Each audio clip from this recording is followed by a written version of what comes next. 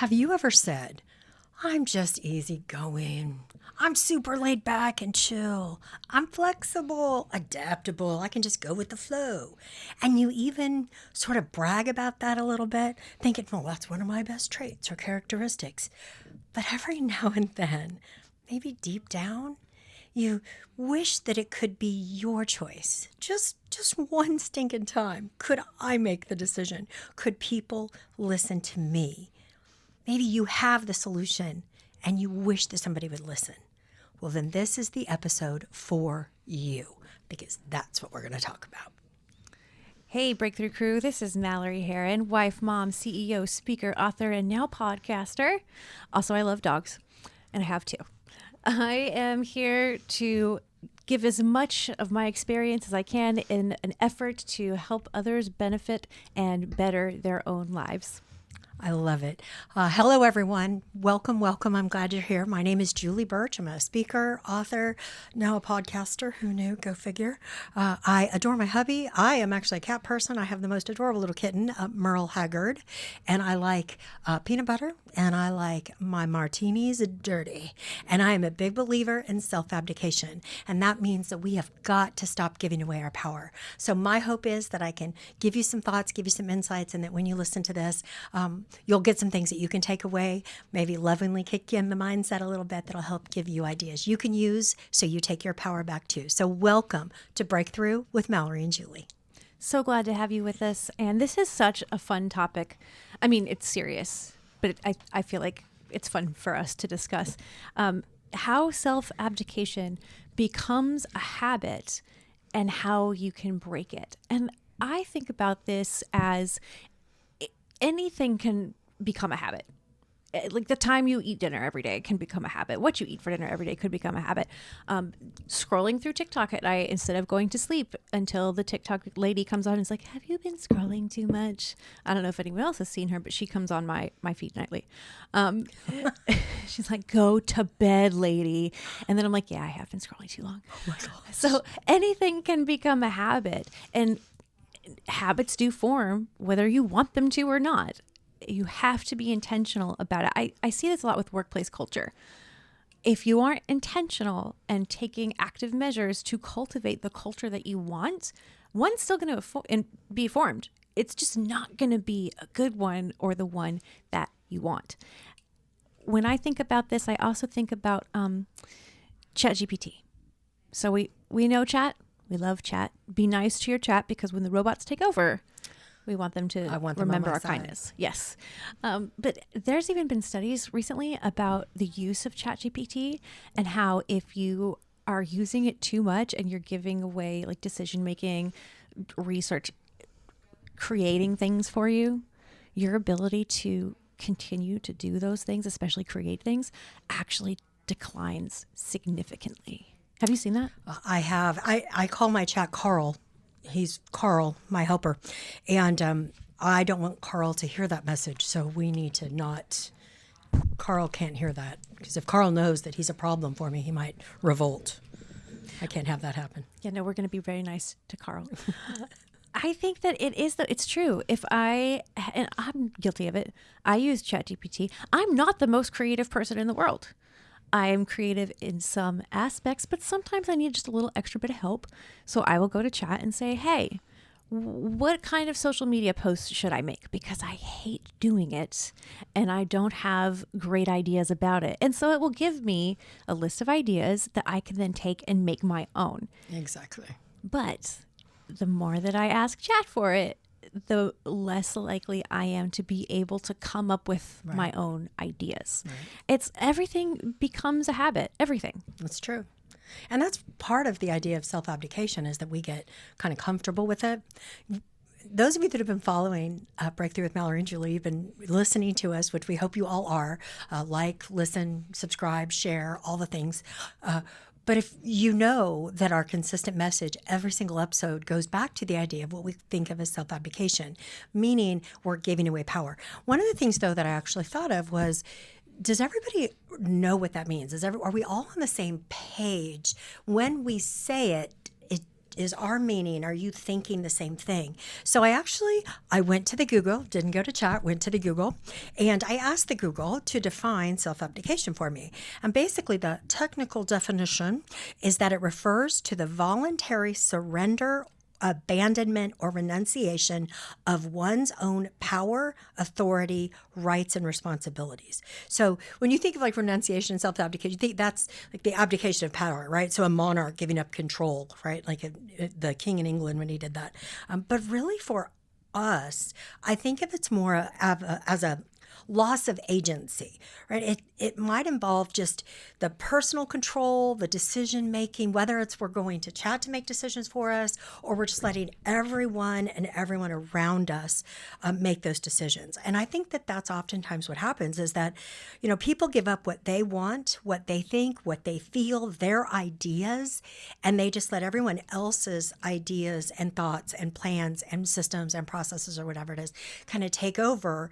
And that's where when we started at the beginning and we said, it's okay. I'm flexible. I just go with the flow, whatever. And then there's plenty of times we do that. And there's plenty of times that somebody else gets to make the decision. But it is a balance. And I kind of tease about this. And I know when, for example, and I've had people tell me this, I know this, I've seen this in my own life as well, is that, so let's go out to dinner. I'm really craving Mexican food. I want Mexican food. But I don't say to my husband, honey, I like Mexican food. Could we go out for Mexican food tonight? What I do instead is I say, honey, would you like to go out to dinner? Wherever you want to go. And if he says sushi, I'm like, okay, that sounds good. And I don't ever say anything. I don't say, hey, I really want a Mexican food. And the thing is, I know some people are thinking, it's just dinner. What's the big deal? First of all, if you want Mexican food, say it. Second of all, it's one dinner. Next time we'll have Mexican. So there is a balance, and I appreciate that. But really what happens sometimes with that self-abdication is that it becomes a pattern of behavior. And when it becomes a pattern, then resentment can come forward, because now I'm annoyed. Now I resent the fact that I never get to pick. It's never my idea. And I don't just mean dinner with my husband. I mean at work, when there's decisions to be made, projects to solve, problems to deal with, there's systems and things that need to be done. And if I just sit back and I let Jim run everything and I say, it's okay, whatever Jim wants. No, I've got an idea, but I'm going to just let Jim decide. Jim thinks he knows what he wants. At some point, I'm going to start to resent Jim because I never get to speak up. I never get to have a say in it. And I think we have to be careful of that. So to me, that's a big key point to think about. And the whole time, all along, you've been able to speak up for yourself. And then when Jim goes and gets the promotion, you're like, why wasn't it me? Right. Something interesting that you reminded me of. So that the dinner conversation, we don't go out to dinner much, but that usually is how it goes. And it gets my husband frustrated. And when he's frustrated, I'm frustrated. And then we all end up in the truck, not 100% sure where we're going, but everyone's mad. And when I was growing up, my dad, he took 2 cans of various vegetables we didn't like, took the labels off of them, and wrote on one, I don't know, and on the other, I don't care. So if you were asked, what do you want for dinner? And your response was either, I don't know or I don't care, you were going to open up that can of whatever, like lima beans, whatever happened to be, and that is your dinner. And we got out of that habit real fast. Oh my gosh, that definitely would change your mindset. But it's really true. And I appreciate my sweet husband. I mean, he honestly just wants me to be happy. And I know that's true. So he really doesn't care. He would go anywhere I say. But I feel like I want him to be happy too. So there's something to be said for just being able to speak up. And again, it's just dinner. It's not a big deal. It balances, it all works itself out. But it's the pattern. And are we allowing those things to become a problem? And that's important. So when I think about what's the key, what's something that we have to focus on, and I believe that one of the things is we have to learn to speak up. And I've seen it happen, and I've used this illustration in trainings before, but a lot of times I call it different levels of rude. So people have different perceptions of speaking up. So let's say, for example, you're in a meeting and, maybe there's 8 or 10 people in the meeting and the leader says, okay, we have to figure out what are we going to do about this? We got to solve this problem. And everyone works with at least a couple of people that will just jump in and start talking. Right? Jim always has something to say, right? Constant. They just jump in and start talking. And maybe you're that person that doesn't just jump in. So you're just kind of sitting there thinking to yourself, well, I have the answer. Like, I could solve this. Like, I know if somebody would just ask me. If Jim would shut up long enough to let me speak up, then I could, say something, if I get a word in edgewise. And by the time you feel like you can, because you don't want to interrupt, you don't want to be rude, so you sit there and don't say anything. Well, all of a sudden it's like, okay, meeting adjourned. And you're walking out and you're thinking about how you feel in that moment. Because you probably feel like, man, I have ideas. I have solutions. Nobody bothers to ask me. I've worked here 8 years and never once been asked for my opinion. And we feel bad. The flip side of that, though, is that people that tend to speak up assume you will too. So you walk out of that meeting upset. Jim is, as you walk out, thinking, man, what's her deal? Right? She's worked here 8 years and never once had an idea. It's like, that's not it at all. So our willingness to speak up matters. There's nothing wrong with saying, hey, before we move on, I'd like to add to that. Before we move on, I'd like to comment on that. Before we jump to the next topic, I'd like to build on that. I've got a thought I'd like to share about that. And our willingness just to have our voice heard, even when your voice shakes, our willingness to speak up. And does that mean you're always going to get your way? No, of course not. But it's important that you train yourself to speak up. People that do it assume you will too. You're not going to get an invitation to it most of the time. No. Natural conversation just kind of flows. And I use the phrase, are you waiting on an engraved invitation, often in traffic. But it does apply to other things. No one, most of the time, by and large, is going to say, wait a minute, we haven't heard from Shelley first. Occasionally. However, you've got to be able to jump in and speak up for yourself. We are conditioned to be nice. So when it comes to, not being rude, sometimes you have to be, in the case of, I love true crime, not the actual crime, list stories. I don't support crime. I have a shovel and I know where to bury it. She supports crime. I do. So, no, we do not advocate crime. No crime. Let's be real clear. We do not advocate crime in any way. Well, one of my favorite things to listen to, though, is the podcast Crime Junkie. And they even say, in order to stay alive, you should be rude. You should be weird. You should be loud. And if you're more difficult, your chances of staying alive increase. So we don't need to go to that extreme on a daily basis unless you are in one of those life or death situations. But outside of that, it still is important to speak up for yourself and never make the assumption that someone else is going to advocate for you. That's right. I think sometimes it's other people. I think it's the Jim in the meeting. I think that can absolutely be the case. I also think sometimes it's just the way that we kind of talk to ourselves, right? So when we say self-abdication, learning to speak up, sometimes it's our own speaking up for ourselves, meaning you've got that dream, right? You've got that goal, that idea, that thing that you want to do it, it's just that thing out there that you want to make an impact. And we want to, but then everything else we kind of just allow to take its space, right? So whether it's that the kids didn't want the chicken you made for dinner, so now you have to make mac and cheese and dino nuggets or whatever, it's that allow until they're frustrated, they're not feeling good. Oh, well, their friend wants them to go do this with them, and so we need to now do that. Or I'm just exhausted. It's just been a day. Jim was rude at work today, and now I'm stressed out.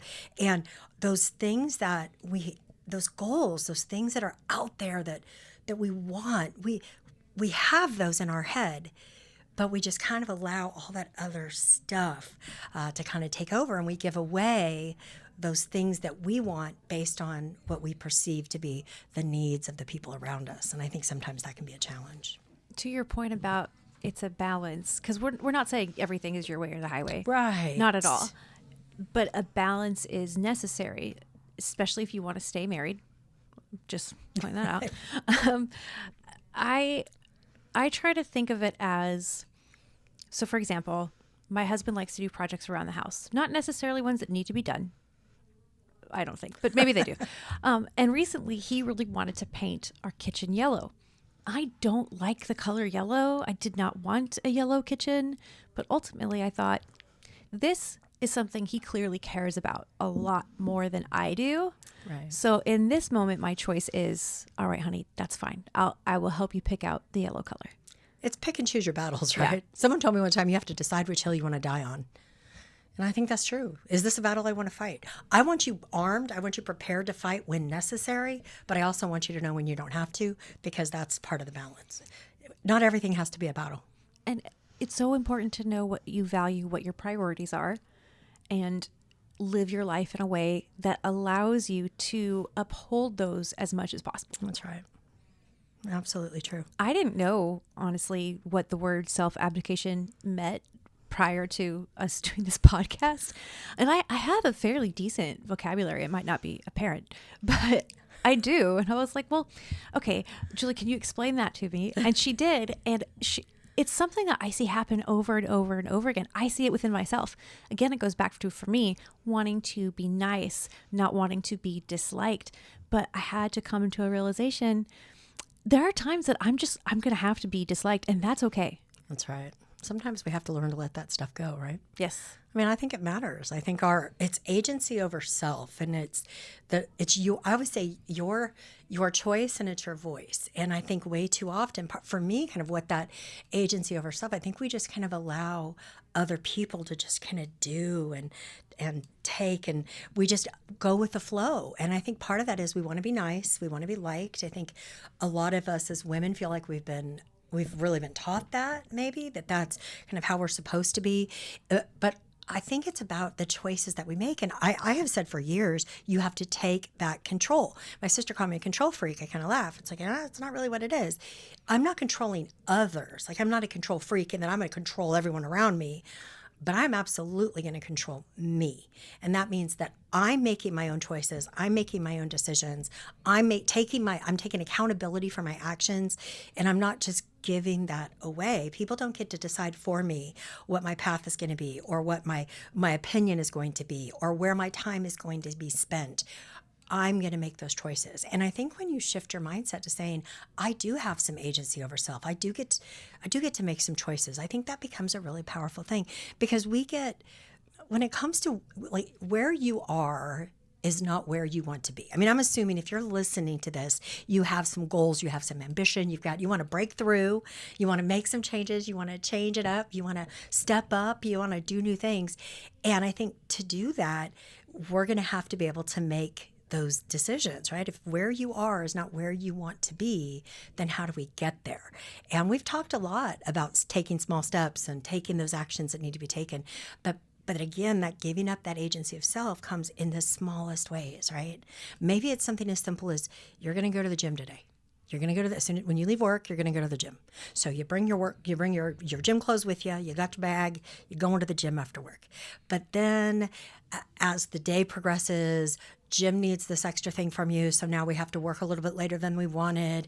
And so now you're extra tired and you're annoyed because Susie was there today, and Susie's always annoying. So she worked your last nerve. So you're not really in the mood. And then you get in your car and you realize, oh man, I need gas. And then you find out, your kid calls you and you're out of milk, and now you got to stop at the grocery. And it's like, oh, and we just give up what we were going to do all the other things. And I do think that part of taking back our power is not letting all the wrenches that get thrown at us to derail us from our purpose and where we're headed.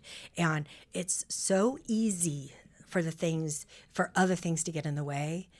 The strength comes from how do you do what needs to be done in spite of those things getting put in your way. It's also important, I think, to step one, be aware of it. Right. Notice when you're doing it. Because I tell this to people all the time, if I don't know there's a problem, I can't fix the problem. Right. If you tell me the problem, then I can do something about it. I just have to know about it first. That's and right. having the self-awareness to just monitor yourself, just even for a day, for a couple hours. Where am I? Because we all do it. That's right. Where am I giving my power away? And why am I doing it? And once you have that information, it's easier to then make a change. But it's not always easy. Especially so I want to be nice and I want to be liked. And that is my default setting. That's my programming. That's how I show up in the world. However, I have recently, especially since, because I listen to this podcast too, started paying attention. I had recently a prospect that had come to me seeking me to do some trainings for their staff. And one of their C-suite members had come to me and said, hey, we've been referred by 2 different people. We'd love to have you do this. Can you tell me about your offerings? Da, da, da, da.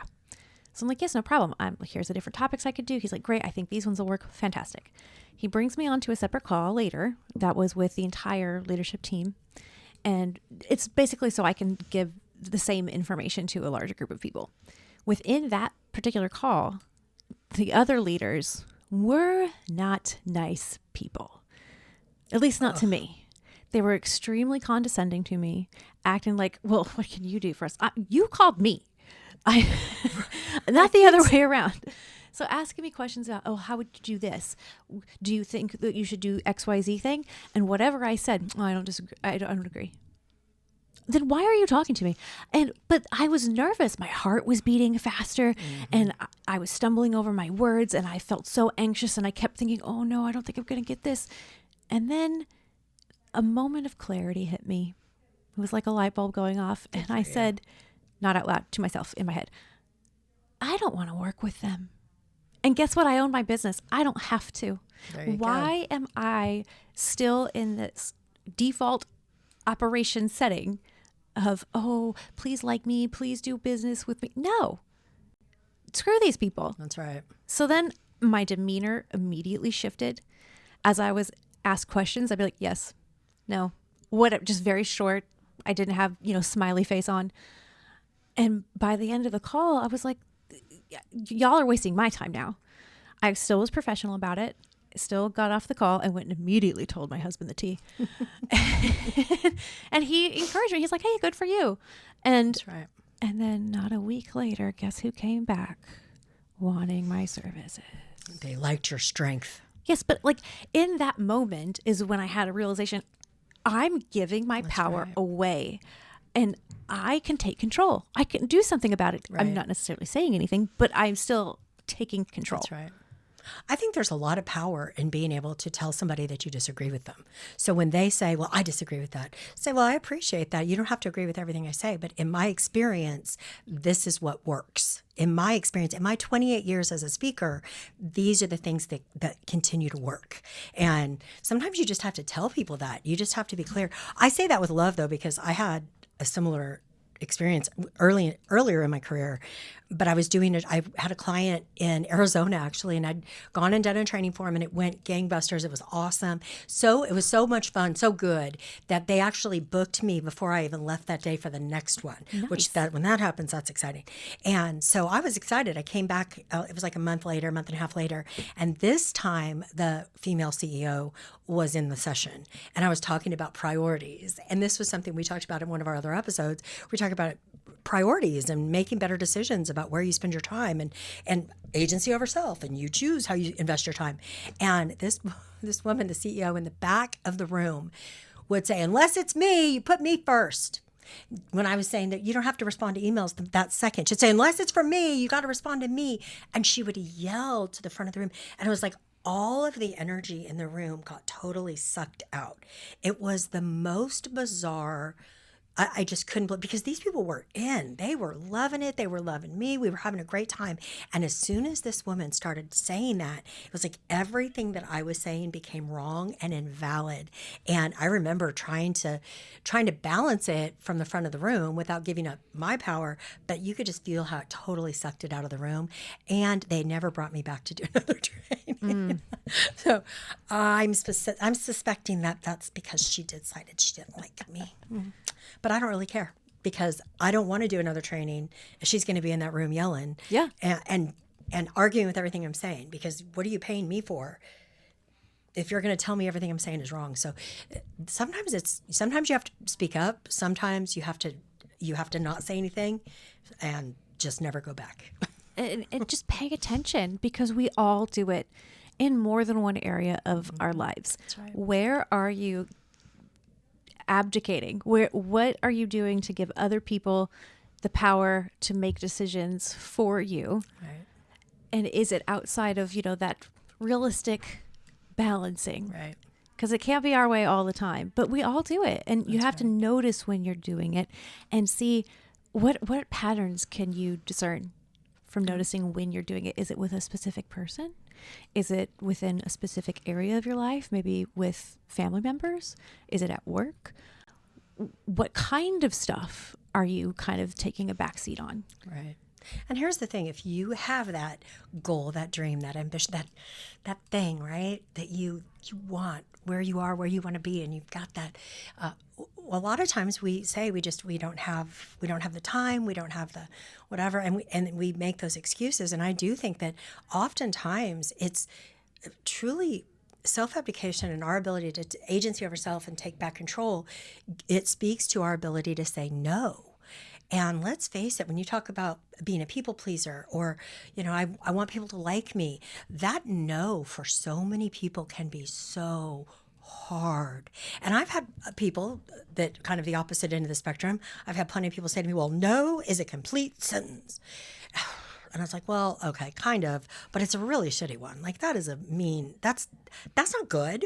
Just no, period. I don't go for that. I don't think that's the key, but I do think that our ability to set boundaries is part of agency over self. It's setting those boundaries. So it's learning to say no. And sometimes it's no to, your kid's teacher calls and they want you to lead the, school carnival this year, or your church calls you and they've got the big, they're the big whatever garage sale that they need somebody to run. All of the things, and we feel like we need to, we feel like we should. I've run that carnival the last 4 years. I guess I have to. And I think we have to be better about saying no. Sometimes it's the boss asking you to stay late from work, but you really wanted to go watch your kid in that basketball game. So I don't want to work late today. So our ability to set those boundaries, I think, is really important. But how you say it matters. No, period. Maybe a complete sentence, but again, it's a pretty crappy one. I think that we can say it in a much nicer way. That is much better communication. Well, and outside of very specific circumstances that are crime. In that case, no is a complete sentence, okay? Again, yes, we go back to that. Absolutely. But outside of crime. Right.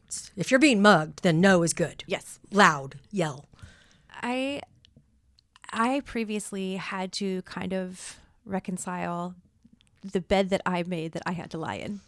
And it was because I was doing way too much. I was working for my own business.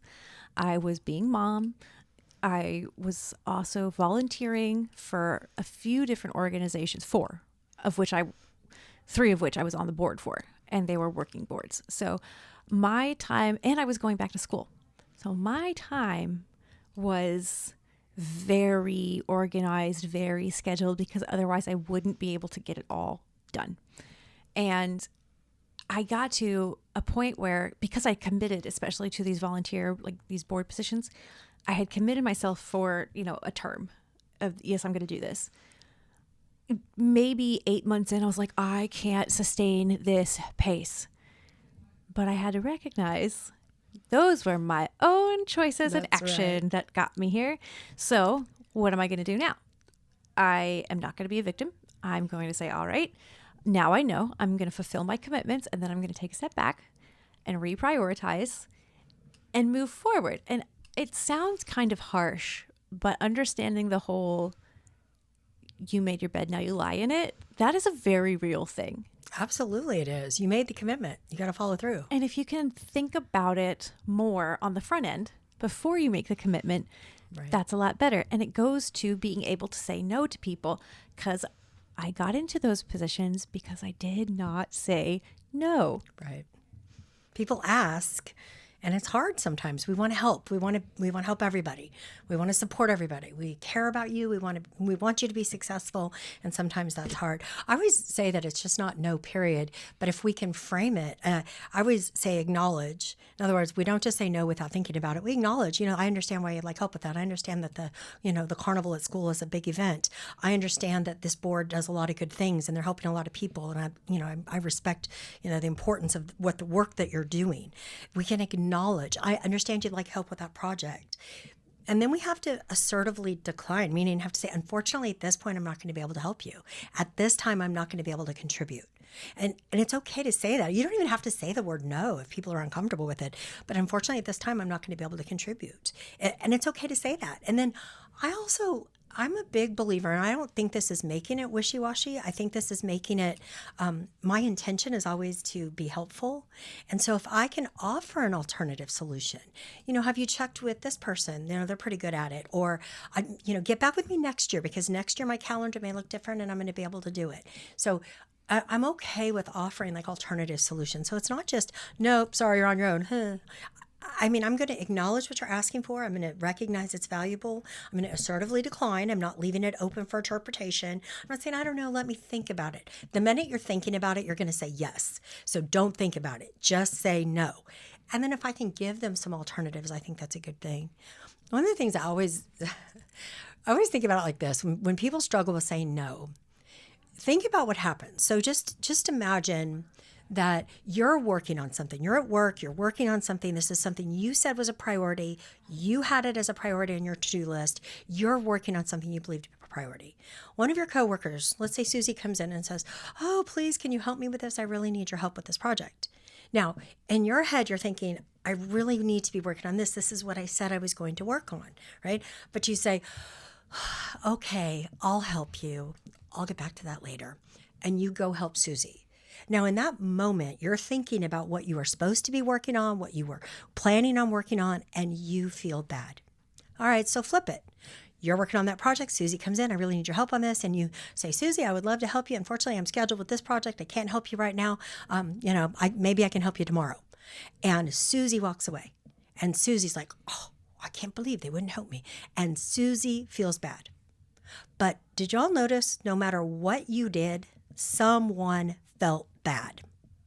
My question to you is, why does it always have to be you? Spread that bad feeling around a little bit. You know what I'm talking about? Like, sometimes you say yes, sometimes you say no. Which is totally okay. And we Right? know other people that do it, and we don't necessarily go away from them. Oh, what a bitch. Being assertive is not being bitchy. That's right. It's two different things. Assertive is not aggressive. Right. Common misnomer. And we're our own best advocate. And if you're not advocating for yourself, no one else is. That's right. We have to be willing to step up. We got to be willing to do it. Absolutely true. I find that self-abdication and giving away power comes from a need sometimes of wanting to be perceived a certain way. And it's important to recognize that you have zero control over how other people are going to experience you and perceive you. Right. It's not your business. So use that information how you will, hopefully to make decisions that serve your best interest. How are you going to be your best self? What serves your highest good and what you want? I love it. I think there's a couple of key things, a couple of key takeaways that I would kind of reinforce for our audience, for our listeners. And I hope that this is something that resonates, is that I think, first of all, we really do have to learn to say no. I think we have to be okay with that. And it's not no, period. It's not no, oh, you suck, I'm never going to help you. It's not this time, not at this time. So it's a balance of give and take. And that's the same thing with whether you have sushi or you have Mexican food tonight. It's a balance. And we have to be able to set those boundaries, because nobody will set those boundaries for you.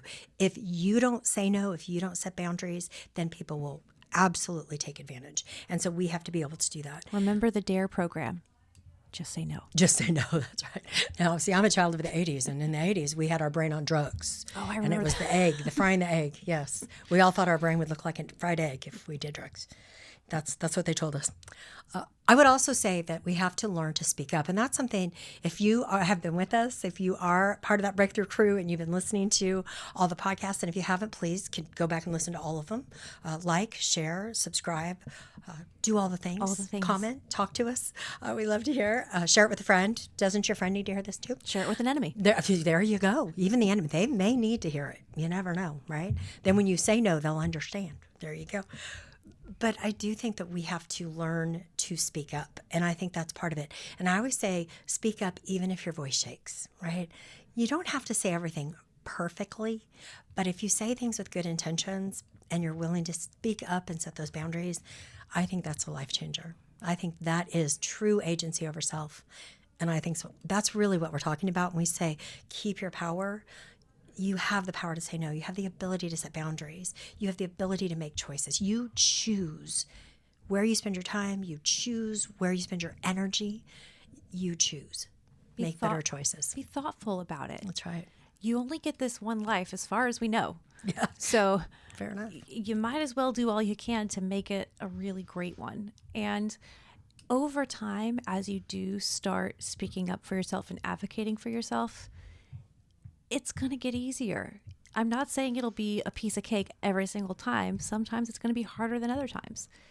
Right. But just like self-abdication can become a habit, speaking up for yourself and taking back your control can also become a habit. That's right.